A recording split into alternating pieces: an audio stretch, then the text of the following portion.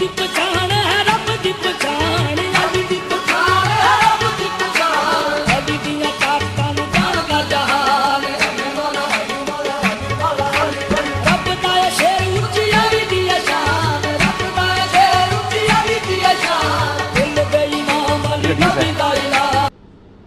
حضرت عامر بن سعد ابن ابی وقاص وہ ایک جگہ حدیث بیان کرتے ہیں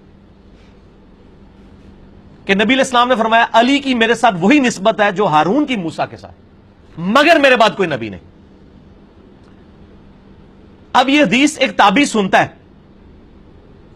اور کس سے سن رہا ہے؟ صحابی کے بیٹے سے، سعد ابن ابی وقاص کے بیٹے سے۔ وہ کہتا ہے یہ آپ نے حدیث خود اپنے باپ سے سنی ہے؟ اس نے کہا میں نے خود سنی ہے۔ نہیں واقعی سنی ہے، خود سنی ہے۔ اس کو تکلیف کیا ہے؟ کیوں ماننے میں اس کو آ رہا ہے؟ اس لیے کہ حضرت معاویہ کا دور ہے اور اس دور میں حضرت علی کے اوپر سب و شتم ہو رہا ہے ممبروں کے اوپر۔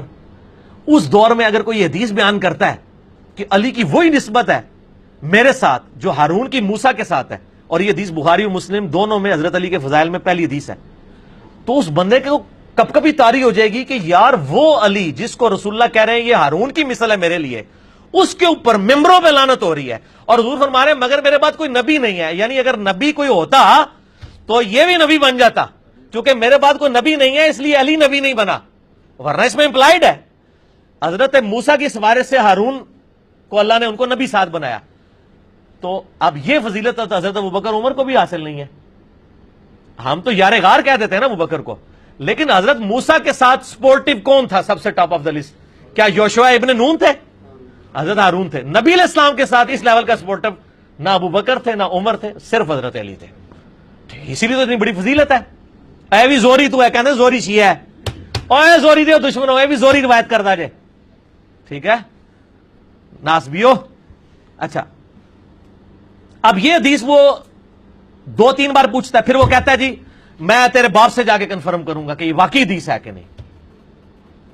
جس طرح میری بیٹے کو حدیث بیان کرتا ہوں بخاری مسلم، فور اپنے مولوی کو پوچھتے ہیں یار وہ بخاری تو علیہ السلام انہیں کٹتا ہے حضرت علی نال، وہ سانو نہیں سی پتا، وہ کہتے سانو نہیں سی پتا، ٹھیک ہے نا جی، میں نہ لڑتے نے اے پہلے بھی سن لوگ، ٹھیک ہے نا۔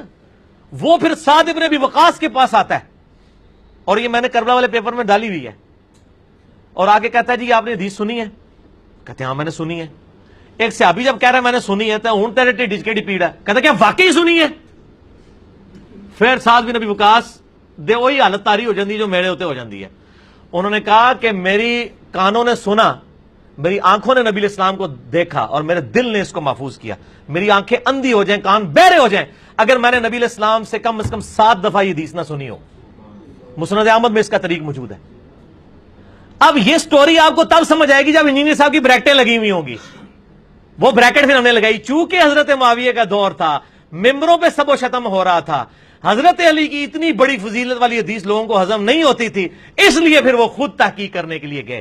ساری یہ بریکٹ فٹ ان بیٹھتی ہے، یہ بریکٹا نہیں دے تھوڑا سارا معاملہ کرنا ہے، یہ بریکٹ لائی کہنا گاٹے فٹ کی، یہ بریکٹا میں نہ مولویوں نے گاٹے فٹ کی نے، یہ پمفلٹ نہیں خالی لگی ہیں، انہوں نے بھی گاٹے فٹ ہوئی ہیں، کیونکہ کانٹیکسٹ ہوتا ہے۔ ٹھیک ہو گیا جی، چلیں اب اس کو رہنے دیں۔